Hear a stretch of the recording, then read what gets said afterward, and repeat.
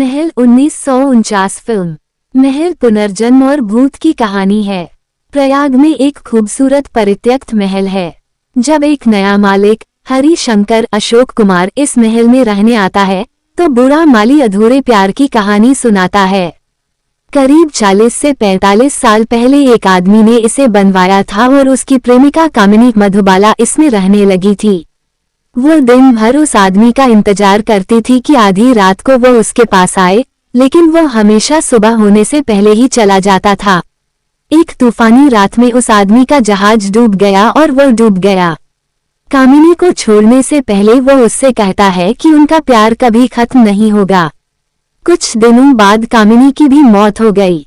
जब शंकर एक शयन कक्ष में जाता है तो दीवार से एक तस्वीर गिरती है और शंकर ये देखकर हैरान हो जाता है कि तस्वीर में मौजूद आदमी बिल्कुल उसके जैसा दिखता है। तभी एक महिला को गाते हुए सुना जाता है और शंकर उसकी आवाज का अनुसरण करता है। वो उसे एक कमरे में बैठा हुआ पाता है, लेकिन उसे देखते ही वह भाग जाती है। शंकर का दोस्त श्रीनाथ कनू रॉय आता है और शंकर उस पर पिछले जन्म में अधूरी प्रेम कहानी का आदमी होने का संदेह व्यक्त करता है। श्रीनाथ उसे शांत करने की कोशिश करता है, लेकिन फिर वो महिला फिर से प्रकट होती है। वे उसका पीछा छत तक करते हैं, जहां वह पानी में कूद जाती है और दोनों आदमी नीचे देखने पर कुछ नहीं पाते हैं। अगले दिन शंकर वापस कानपुर चला जाता है।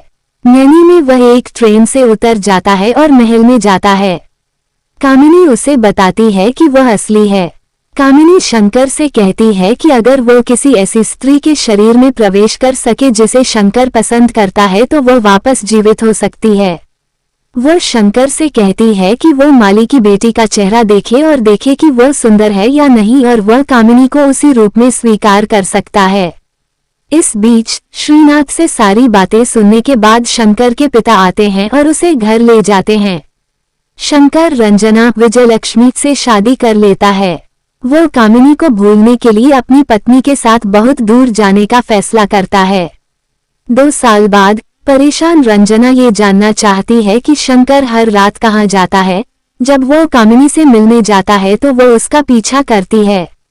कामिनी उसे माली की बेटी को मारने के लिए कहती है ताकि वो उसके शरीर का उपयोग कर सके।